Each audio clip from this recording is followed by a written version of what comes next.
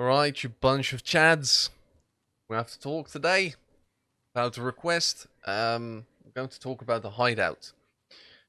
Forgive my voice, it's fucked for some reason, no one knows why. But this is one of those topics. If you're a new player, I can understand why you would think that the Hideout is just a money sink.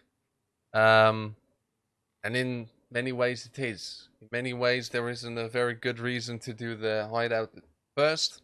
If you don't look too closely in it, you might think, I'm just going to spend like 300k upgrading my med bay, my med station, and what is that going to do?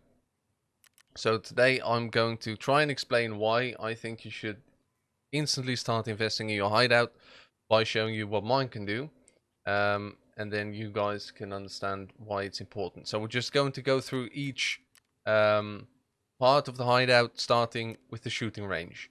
So if I go to the shooting range, it doesn't have any passive bonuses, but if you do enter your Hideout, you open your stash, you grab some kind of weapon, doesn't even matter which one. You can try it out here.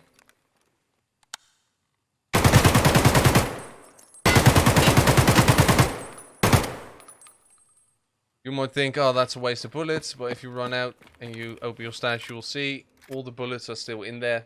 So for me, it's really nice because every time I build a weapon for you guys, I can try it out without having to go into a raid with it. If you want to see what a certain scope looks like, you can try that out. All in all, just a very nice place to be. It only takes an hour to build, I think, and it's pretty cheap, so might as well get around to it. Then the lavatory. For me, this is mostly just a thing you need for upgrading other parts of the Hideout. But there's also a couple of things here that can actually make you money. So if you look at, for example, the magazine case, you can get 318k. Now, if you buy two of these, that's 170 plus 41, that's 211 and a half. And then just a couple of bolts and screws, let's say 60k. So 270k. And then if you have it built, then the magazine case you can sell for more. So we could go like this. We do manage to buy some of these. Let's say we buy two of them. Buy one of these scissors. And then we have the bolts and screws. I start making this, and as soon as it's done, in 4 hours and 50 minutes, we have made effectively like 50k for free. So lavatory, definitely something you might want to look into. Sometimes when the prices on hoses are right, and the tubes aren't too expensive, you can make money from this one as well. So that's a little bit of a money maker right there. Then if we go into the workbench, first you need level 1 to open the presets menu like I can. Select a weapon like this, let's say AK-101, and then switch out the parts and have a look at like what are the benefits of that, and then you can just quickly assemble it like that, buy the parts, and it's much easier than having to do all that in your stash. But there's also a couple here, a couple of things you can make here that are very good. For example, if you find a couple of M67 grenades or these smoke grenades, turning it into the gunpowder is very beneficial. Makes you quite a bit of money. Another thing you can do here is make wires from the power cords. The power cords are very easy to find, and the wires aren't always that easy. But to be honest, if you're not playing hardcore, there isn't too much here to worry about, except for this one. For a certain quest, you need to have the car batteries, and everything you make in the Hideout actually counts as found in raid. So if you do buy one of these military batteries and one of those Leatherman multi-tools, you just turn them into car batteries, and honestly, that fixes the entire quest for you. So that's very beneficial. That's about it. You can, if you make this, most of the ammo you can make, like the M61, but also the BP you can make here, is worth it. So if you look at this, I filter by item 64k. Come on. Okay, 66k. I put that in there. That will give me 120 BP ammo. Now, if you go into the flea market, you look for BP. Not the gunpowder, please. Come on. I have some here. So if you filter by item, let's say you want to buy 120 rounds, it's 104k. So that's an easy, what is it? 40-ish. Okay, you just make 36k by doing that if you sell them. So as you can see, if I start both those combined, that's already almost 100k I'm making for free.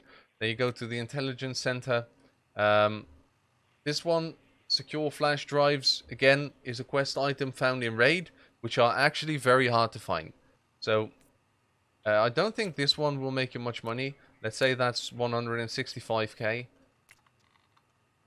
Let's see, that's 114. Okay, you could actually do this for money as well, but that's not very much money. But this one does have very beneficial passive bonuses. Less cooldown time on your scav, more money for for your quests. So that's just free money again. Insurance return time, always nice. And this commission is where it's at. 30% less commission adds up to, depending on how much you sell and how much you buy on the flea market, obviously, but it adds up to a lot. So don't fret, just get that. The stash, obviously, mine is level 4 because I've got a Edge of Darkness account. So let's not talk about the stash. Just increase it if you need more room. Then we get to the vents. Basically, the vents is just one of those things you need to level it up to level up other shit in your hideout. So solar power, 50% less fuel consumption. That's huge. Normally, you would go through one of these big metal fuel tanks in one day. Now it costs me half. So I buy these for about 80k. But now for 80k, I can run my entire hideout for 2 days. So keep that in mind. Generator, if you level it up, it's needed for a couple of other upgrades. And it gives you more slots to put these fuel supplies in. It doesn't actually change the fuel consumption rate. So don't worry about that. Then we have the security. It's one of those things you need to upgrade to get other stuff. But then, this one is one of my favorites. This is the scav case. I always send them out for the 6,000 rubles one. The way this works, you can send out your own scavs by giving them like 6,000 rubles for this one, or moonshine, or intelligence, or 70k, or whatever. And they come back with stuff. And all the stuff they find is found in raid as well. And it's normally, well, you can't really go wrong, right? You're only spending 6k rubles. And I've had times where they come back with 100k. Sometimes they come back with those blue fuel tanks, or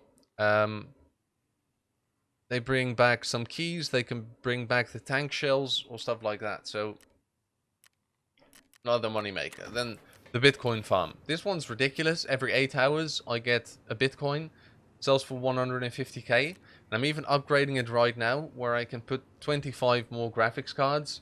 And so it will be even faster, I'm pretty sure.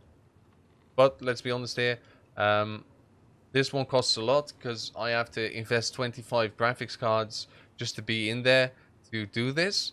And 25 times 330k, it's a lot of money. It is definitely a lot of money. I'll have to have 50 in there, which means I'll have 50, that's 15 million? 15 million worth of graphics cards in there as soon as I hit level 3. But then again, you make that money back quite quickly. We calculated it, and at this point, at level 25, it was like 12 days or something before I got all my money back. So that's definitely worth it. Then the water collector, you put in one of these filters, it produces just about 1.2 of this purified water. The purified water is 142k right now, and the filters are like 50, 55. So that's more free money. Also, the water collector gives your hydration regeneration a plus. So you don't have to drink as much or eat as much. Especially when you play like me, like I actually like doing scav runs on reserve or factory. So if I do a PMC run and I see like, oh, I really need to heal or I really need to eat or drink, then I just go for a scav run. And once I get out, especially with the nutrition unit as well, energy, health, and hydration goes up here. Plus more health regeneration from the med station, more energy from the rest space, and the heating as well. I think, yeah, energy and negative effect removal rate. So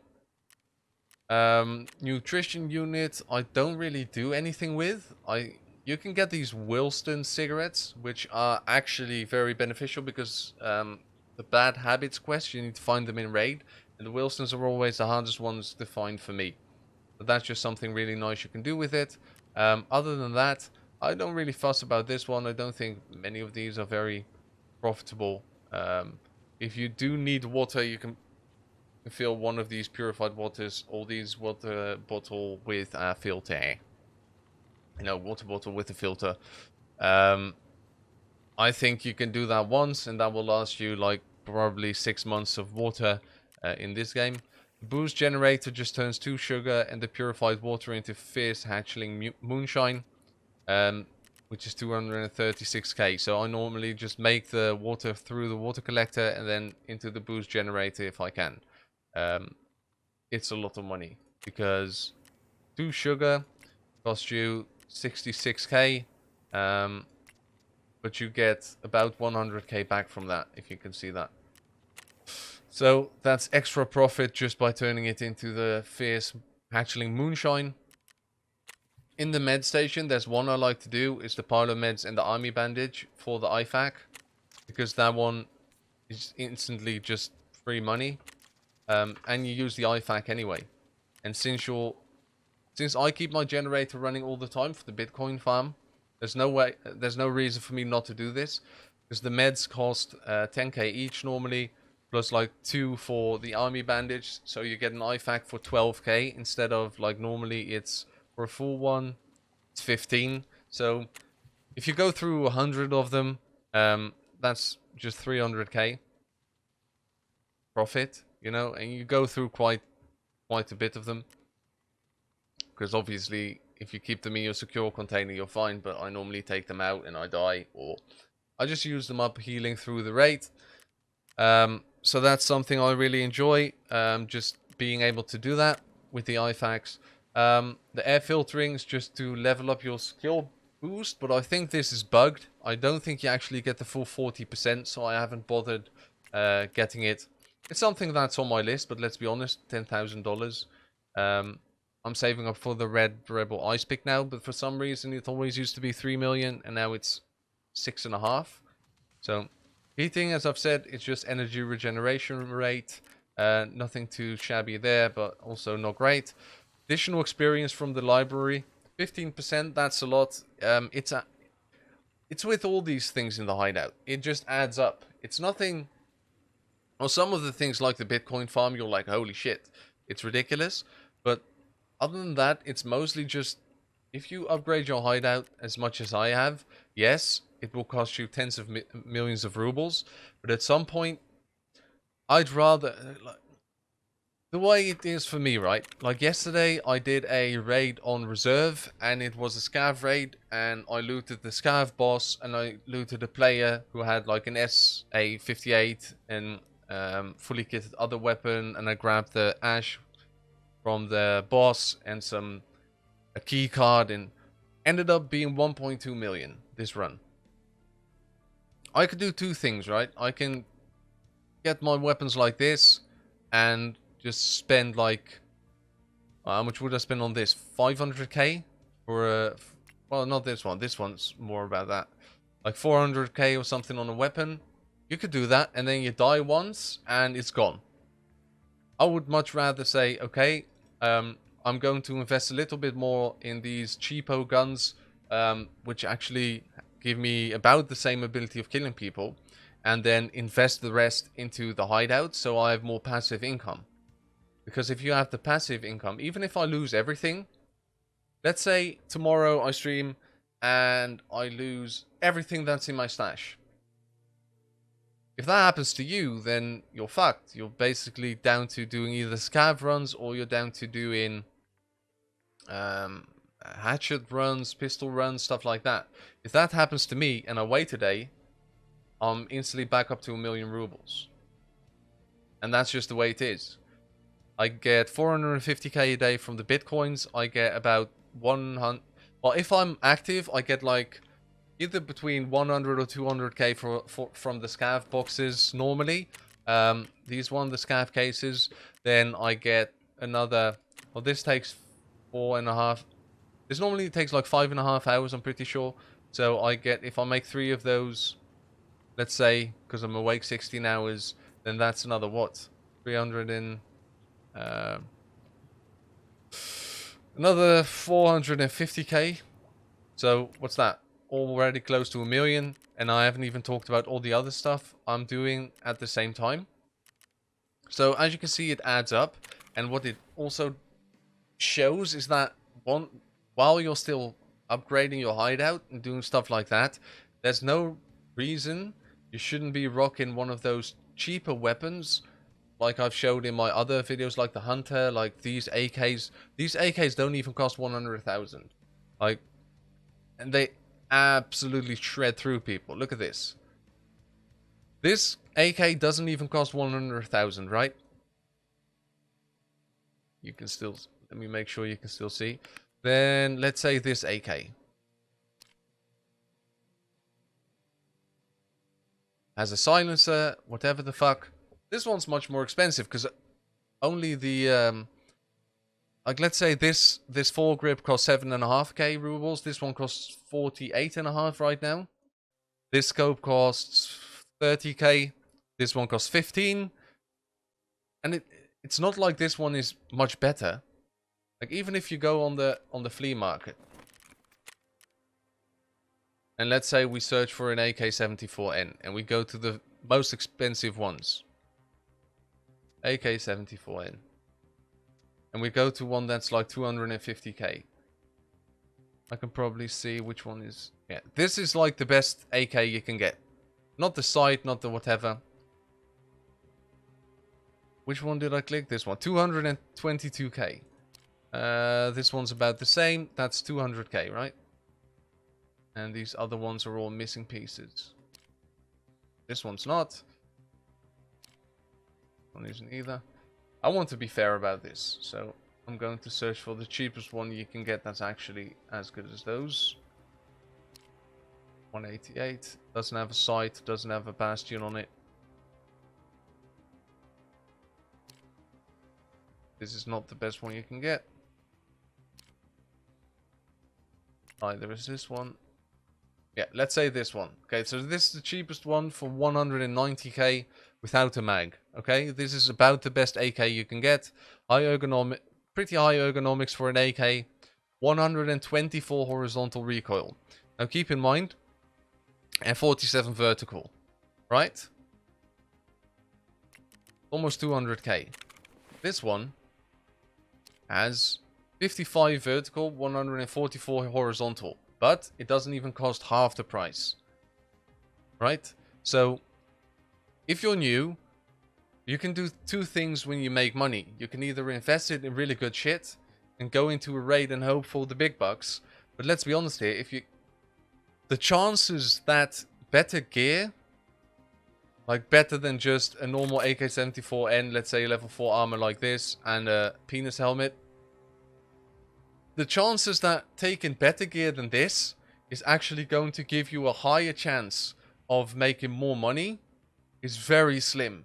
Normally you either die because someone gets the jump on you, or because someone else is using better ammo than you. So I would say, while you still can, you might as well upgrade your hideout and get passive income. That's the way I look at it. I think most people will agree. And if you don't, if you have any reasons why it shouldn't work like that, or it doesn't work like that for you, please let me know. I hope this was a helpful video.